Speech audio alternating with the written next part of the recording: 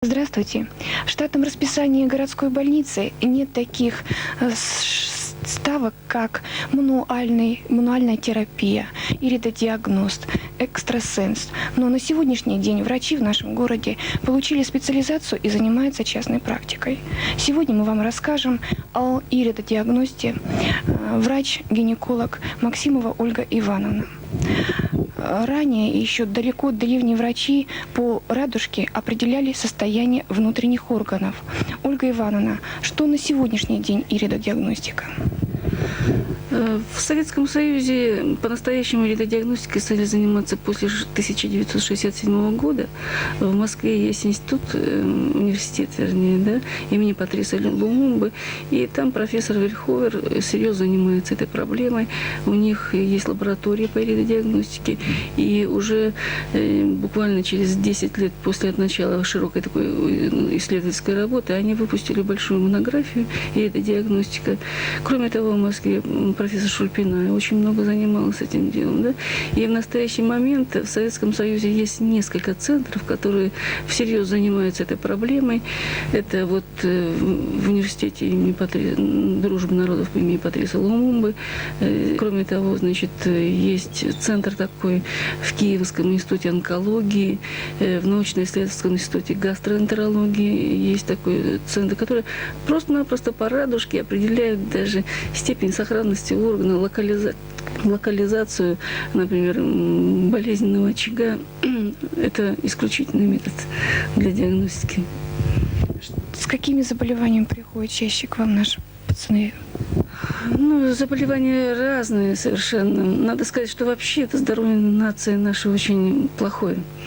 В среднем примерно 1 из 20 приходит более-менее в сохранном таким состоянии здоровья, а все остальные перенесли множество болезней, и в настоящий момент нездоровы. Очень много заболеваний желудочно-кишечного тракта, мочеполовая система не в порядке у людей, и очень много черепно-мозговых травм, перенесенных в родах, например. Очень много знаков. И особенно это так видно, потому что я же еще закончила курсы экстрасенсов и занимаюсь определением биополя, локализацией вообще патологического очага уже с применением, ну что ли, уже графического, что ли, изображения этой патологии. И полная корреляция в то, что по биополю патологии идет, точно так же все по глазам идет.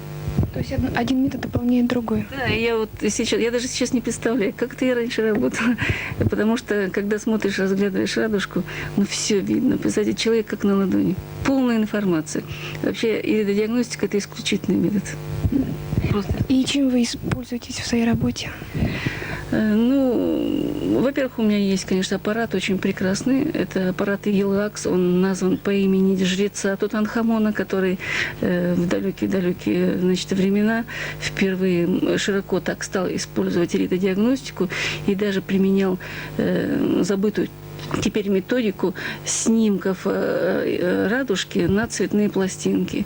И вот с учетом... И в библиотеках сохранились его манускрипты, в которых он описывает работы по иридодиагностике. Вот его именем назван этот аппарат. Очень хороший. Это совместное предприятие сделало, государственное кооперативное в Омске. И, кроме того, я пользуюсь, конечно, в своей работе картами топографическими.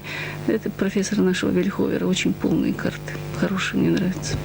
Этот метод абсолютно для больного безвреден? Абсолютно безвреден. Еще, Ольга, Дети маленькие приходят. Дети маленькие.